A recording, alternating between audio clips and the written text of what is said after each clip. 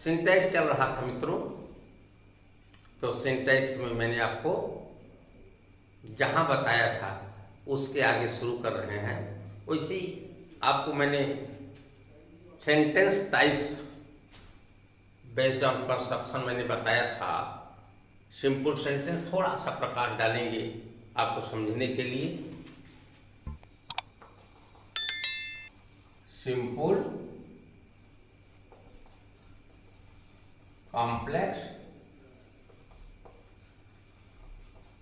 Compound.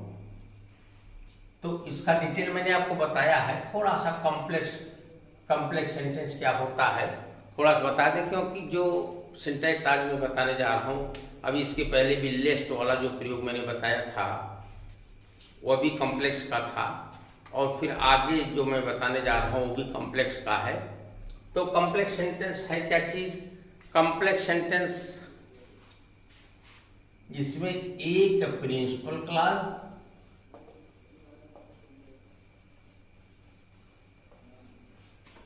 तथा अन्य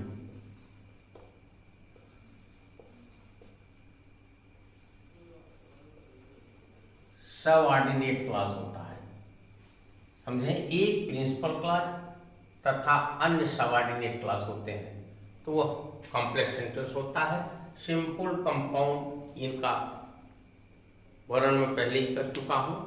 तो आप समझें जो नियम है, हम नियम पर आते हैं सीधे। यदि प्रिंसिपल क्लॉज का वर्ब प्रेजेंट या फ्यूचर टेंस में होता है, यदि प्रिंसिपल क्लॉज का वर्ब प्रेजेंट या फ्यूचर, अब देखिए इसीलिए हम इसको छोड़ दिए हैं। यदि प्रिंसिपल क्लॉज का वर्ब प्रेजेंट और फ्यूचर, प्रेजेंट या फ्यूचर टेंस में होता है, तो सबऑर्डिनेट क्लॉज किसी भी टेंस में आ सकता है। प्रेजेंट या फ्यूचर, ये प्रिंसिपल क्लॉज का टेंस प्रेजेंट अथवा फ्यूचर हो, तो सबऑर्डिनेट क्लॉज जो होता है, सबऑर्डिनेट क्लॉज जो होता है यह किसी भी टेंस में आ सकता है। किंतु यदि प्रिंसिपल क्लॉज पास्ट टेंस में होता है, पास्ट टेंस में होता है, तो सबऑर्डिनेट क्लॉज यह भी पास्ट टेंस में होगा। लेकिन इसमें कुछ चीजें छोड़कर, यदि यूनिवर्सल ट्रुथ, सार्वभौम सत्य हो, हैबिचुअल एक्शन हो, अथवा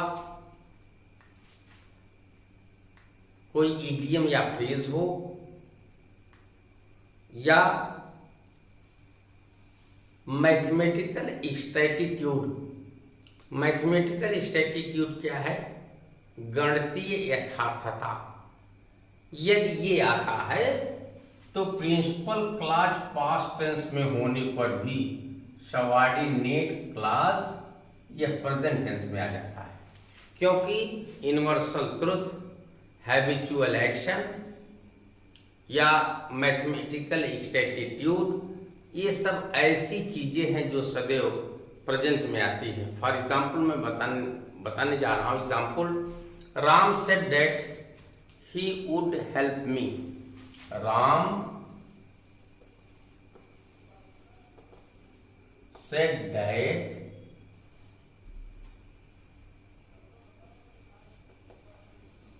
he would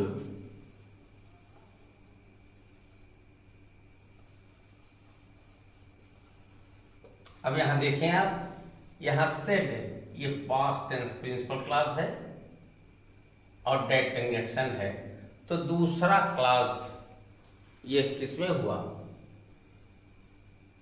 पास्ट में हो गया। I learn at school that, अगला है आई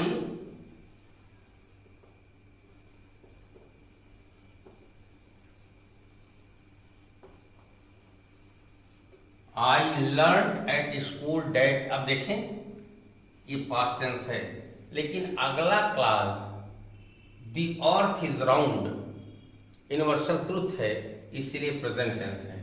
that the earth is round, that the sun rises in the east, या इस तरह the sun sets in the west, universal truth है, इसलिए यह प्रेजेंट टेंस में आया है। नेक्स्ट एग्जाम्पल आपको बताने का मैं प्रयास करता हूं। जैसे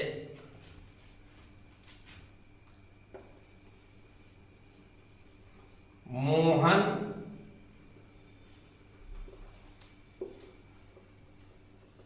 said that dogs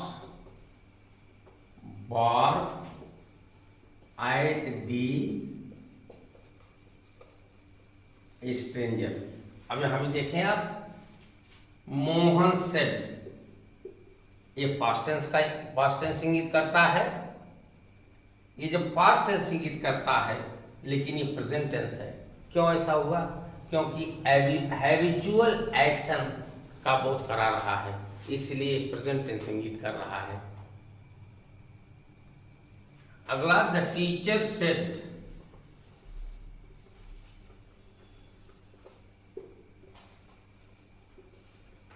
that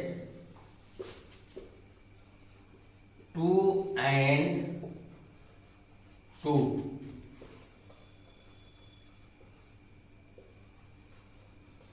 make 4, 2 and 2 make 4।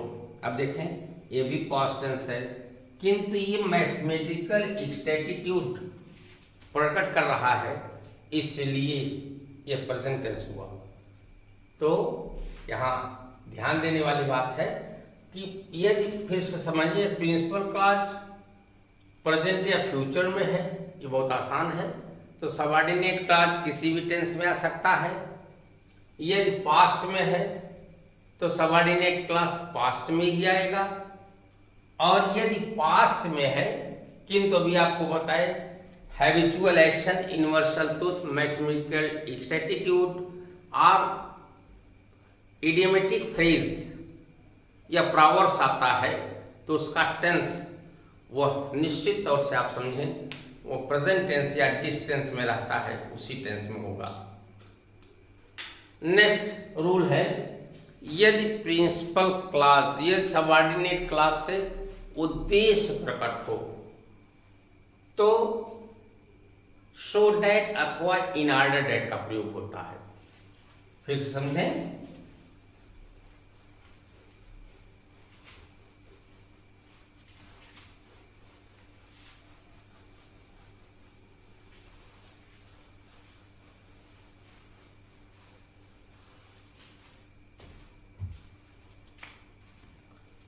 यदि सबऑर्डिनेट क्लॉज से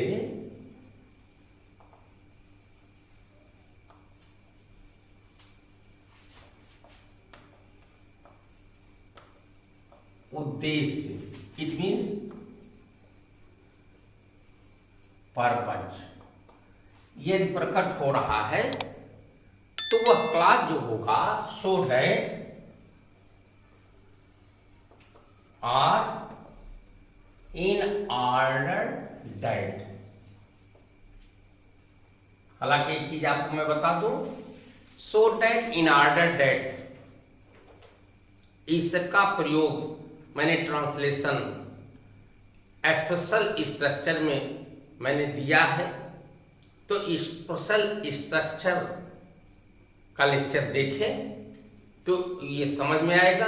यदि उद्देश्य प्रकट होता है तो वाक्य जो है सो डैट या इन ऑर्डर डैट से जोड़ा जाता है, और इसके बाद ध्यान देने वाली बात है, यदि प्रिंसिपल क्लॉज, यदि प्रिंसिपल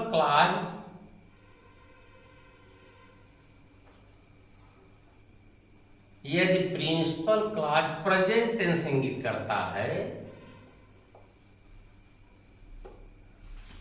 करता है तो जो सबऑर्डिनेट क्लॉज होगा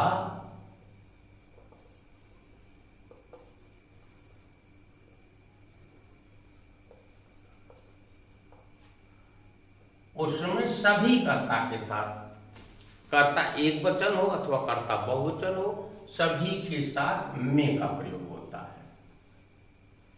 यदि प्रिंसिपल क्लॉज पास्ट टेंस इंगित करता है तो सभी कर्ता के साथ माइट का प्रयोग करते हैं, क्योंकि में का पास्ट फॉर्म क्या होता है, माइट होता है। For example, he levers hard. Example देखें, ही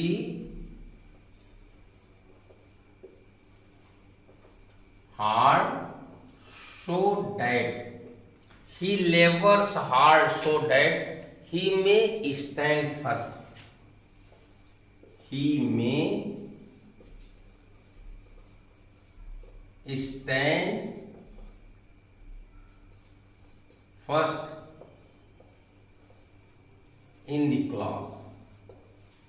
अब देखें आप, he labors hard, वह कठिन परिश्रम करता है ताकि वह कक्षा में प्रथम आ सके, आए।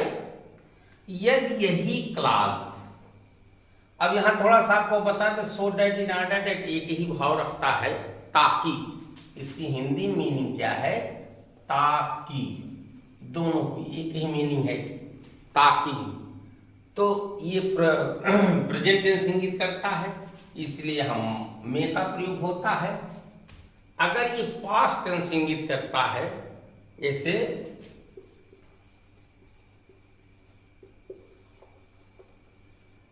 Rita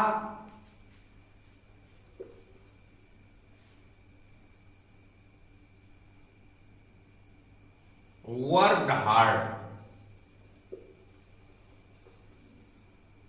so that she might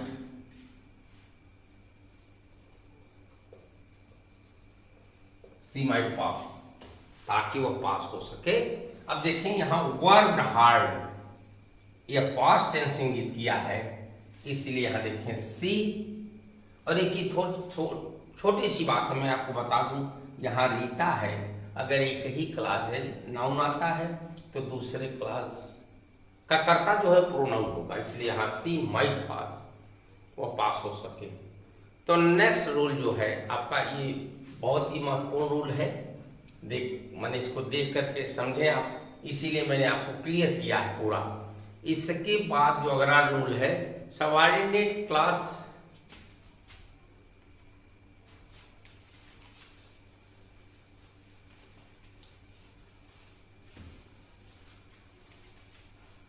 principal class और सबऑर्डिनेट क्लास, इसीलिए मैंने बताया है कि कोई दिक्कत आपको न हो। यदि सबऑर्डिनेट क्लास सेंस से आरंभ हो रहा है तो प्रिंसिपल क्लास का वर्ब प्रेजेंट परफेक्ट टेंस में। फिर समझें, यदि सबऑर्डिनेट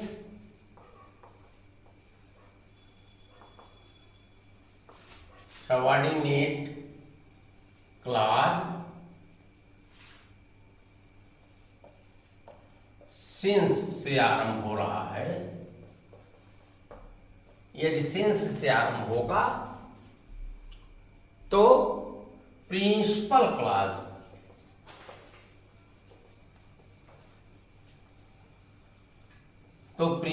क्लास या प्रेजेंट परफेक्ट में तथा सबऑर्डिनेट क्लास पास्ट इंडेफिनिट में होती है।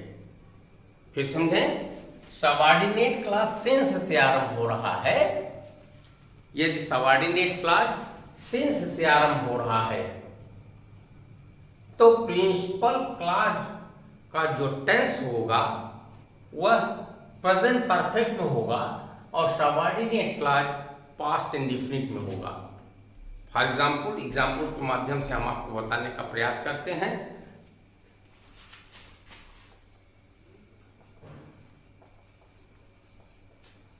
3 months have passed since he met me. Since he met me. अब देखें आप, 3 months है पास्ट, ये प्रिंसिपल क्लास है, तो प्रेजेंट परफेक्ट में है। ये सिंस जहां से शुरू हुआ है ये सबऑर्डिनेट क्लास, इसलिए ये सिंस माने सबऑर्डिनेट क्लास सिंस से आरंभ होता है तो प्रिंसिपल क्लास प्रेजेंट परफेक्ट में होगा। एक उदाहरण और हम बता देते हैं आपको। 4 years have passed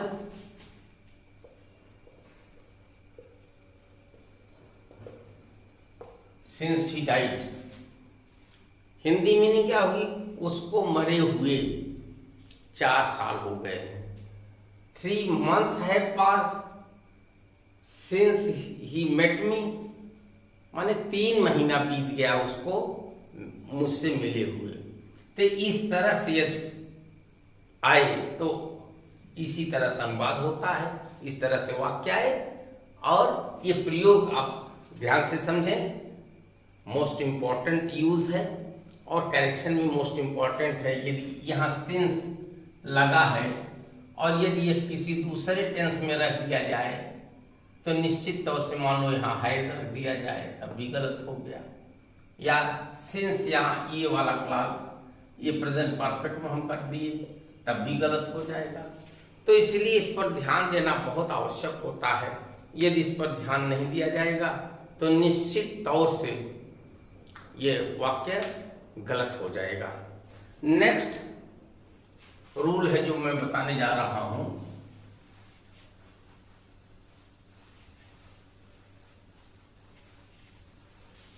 अगला नियम। यदि वाक्य में पास्ट टेंस 2 कार्यों का वर्णन होना बता रहा है तो जो कार्य पहले होगा वह पास्ट परफेक्ट में होगा, जो कार्य बाद में होगा वह पास्ट इंडेफिनिट में होगा। लेकिन ध्यान देने वाली बात है ये पास्ट परफेक्ट में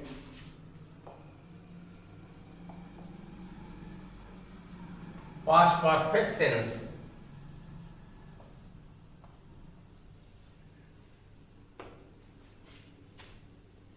कृपया इस लेक्चर को पास्ट परफेक्ट जानने के लिए पास्ट परफेक्ट समझें, पास्ट परफेक्ट टेंस पढ़ें, क्योंकि इसमें मैंने बताया, हालांकि मैं एक उदाहरण आपको बता देता हूं।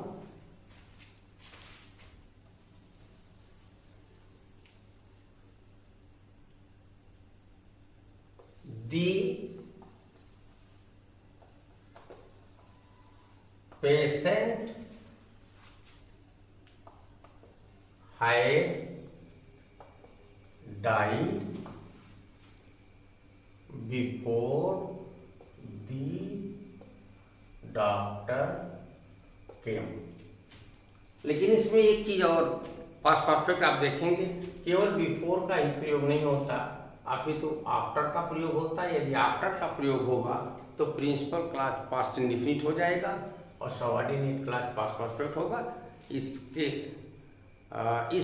माने इससे संबंधित नियम जानने के लिए, अच्छी तरह जानने के लिए कृपया आप पास्ट परफेक्ट के लेक्चर को देखें। नेक्स्ट नियम,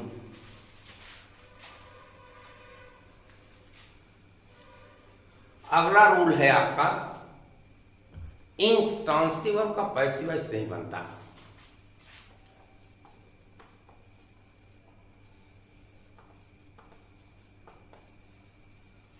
इंट्रांसिटिव वर्ब का पैसिव नहीं बनता, लेकिन कुछ इंट्रांसिटिव वर्ब हैं। इंट्रांसिटिव मीन्स अभी बताए हैं पिछले लेक्चर्स में, इंट्रांसिटिव क्या है? अकर्मक क्रिया जिसके साथ कर्म नहीं होती वो अकर्मक क्रिया है, उसका पैसिव वॉइस नहीं बनेगा। लेकिन एक पैसिव वॉइस लेक्चर्स को आप पढ़ेंगे तो निश्चित है कुछ ऐसे भी इंट्रांसिटिव वर्ब्स हैं जिनका पैसिव वॉइस बनता है, कुछ ऐसे ट्रांसिटिव वर्ब हैं। अगला नियम है, कुछ ऐसे ट्रांसिटिव वर्ब्स हैं जो एक्टिव वॉइस में दिखाई देते हैं, एक्टिव वॉइस लगता है परंतु वास्तव में ये पैसिव वॉइस का देता है। इन्हें क्वासी पैसिव मिडिल वॉइस कहते हैं। इनके बाद एडजेक्टिव का प्रयोग होता है, जबकि वे सब्जेक्ट का गुण उसमें बताया गया है। फिर समझें, कुछ ऐसे वाक्य होते हैं या क्रियाएं होती हैं जो पैसिव वॉइस में, एक्टिव वॉइस में होती हैं, पैसिव वॉइस उनका नहीं बनता, लेकिन दिखाई देते हैं पैसिव वॉइस की तरह लगते हैं, जिनको क्वासिव पैसिव या मिडिल वॉइस कहते हैं। और इनके बाद एडजेक्टिव का प्रयोग होता है, जबकि उससे सब्जेक्ट का गुण बताया गया होता है, उससे सब्जेक्ट का। For example, the fruit taste sour. इसको फिर समझा देते हैं। कुछ ऐसे वाक्य हैं या क्रियाएं हैं जो पैसिव वॉइस में नहीं रहती, एक्टिव वॉइस में मालूम पड़ती हैं, लेकिन पैसिव वॉइस का भाव देती हैं, उन्हें क्वासिव पैसिव या मिडिल वॉइस कहते हैं। फॉर एग्जाम्पल आप देखें, द फ्रूट टेस्ट सावर।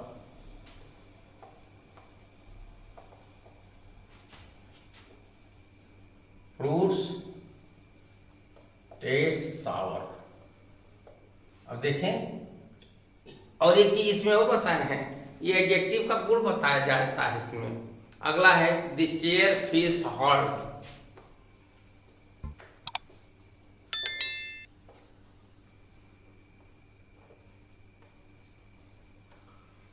ये मिडिल वॉइस इसको कहते हैं या क्वासिव पैसिव कहते हैं। This flower smell sweet.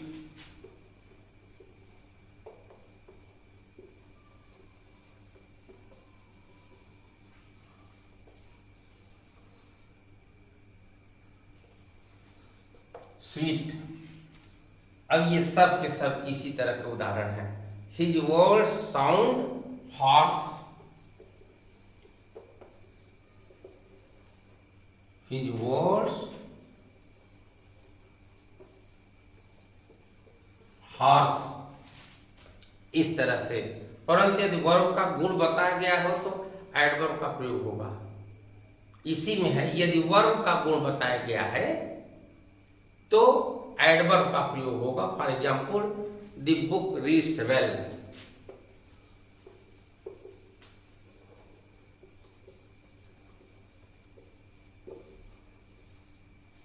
अब यहां वेल एडवर्ब है, ये रीड्स का गुण बता रहा है, इसलिए यहां एडवर्ब का प्रयोग हुआ। The house lets easily.